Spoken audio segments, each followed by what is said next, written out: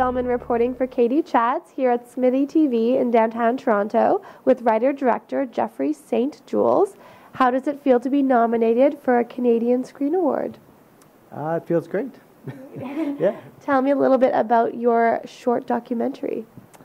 Yeah, well, it was a NFB film, and it's kind of a long short. It's 37 minutes, done in 3 parts, and it's kind of a quasi-documentary, part fiction, but essentially it's a personal story, a kind of exploration into why my grandparents decided to give up their children, and then sort of looking at from different angles of exploring the motives of people who went before us who are not able to tell us why themselves because they passed on. And why did you choose to make the film in 3D? Yeah, well, it was an interesting opportunity because I was developing the film at the National Film Board, and they do some 3D mostly in the Montreal office, and this one is in Toronto.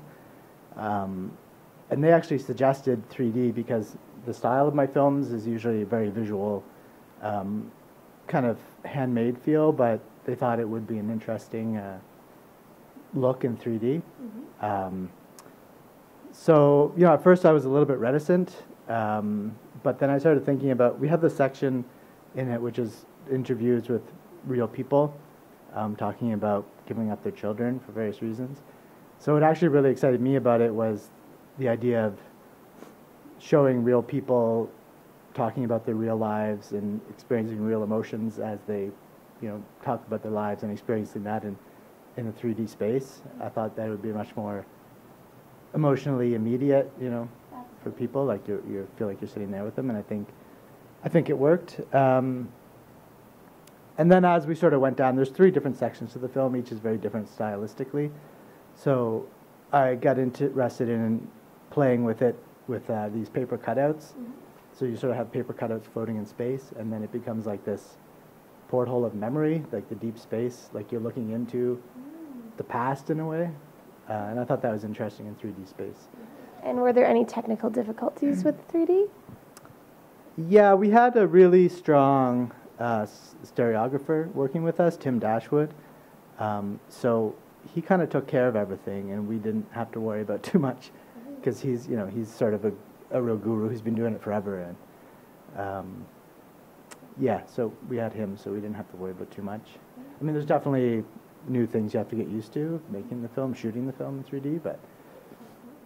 You have a degree from Concordia University, you studied at the C.F.A. and then at the Cannes residency program. Tell me a little bit about that and being the only Canadian ever to be in the program.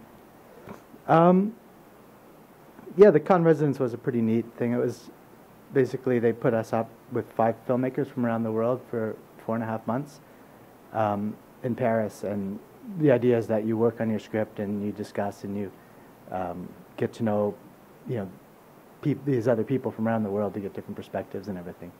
So yeah, that was kind of the most interesting part for me about it, was just building these relationships with international filmmakers and sort of getting a viewpoint beyond Canada. And has that really influenced you in your filmmaking? Yeah, for sure, definitely. And how did you apply to that program? What's the process? You just submit an application. I think you have to have a project you're working on. It's got to be a first or second feature script. And you apply with that and then your previous work. And then there's like an interview process where which is kind of nice too, even if you don't get in, they bring like shortlist people out and they bring you to Paris just for the interviews and put you up there. And cool. So if you don't get in, you might still get a vacation. Awesome. And what projects are you developing right now for the future? Yeah, I'm working on right now this, it's a musical film called Bang Bang Baby. It's kind of an absurd Cinderella story in a way. It's like this small town girl who wants to escape her town and become famous, but then she's not able to, but then there's this chemical leak in the town and everybody starts hallucinating and growing mutations, and she sort of has this hallucination romance with a rock star. Okay. So it's kind of, I don't know, playful, musical, dark. Yeah, so I'm working on that hopefully we'll be shooting soon. I've been developing it for a long time with the producer Dan Beckerman. Yeah, I think you've talked to him before. And how did you come up with the idea for the story? From watching Viva Las Vegas. Have you seen that? No, I haven't. Well, I just found it interesting. It's a pretty good movie, but there's the character that Anne Margaret plays. She just got her performance to me in it is very strange, and it's like she's sort of, slowly going crazy in the role. To me, I don't know. This was just the way I was watching it, and I just sort of imagined this character kind of stuck in a musical and forced to act in this musical way, but it's sort of slowly driving her crazy. And then it sort of developed from that idea.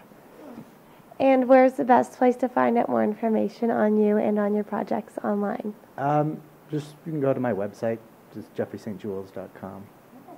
Well, thank you so much, Jeffrey. Congratulations on your C.S.A. nomination, and best of luck at the awards. Thanks.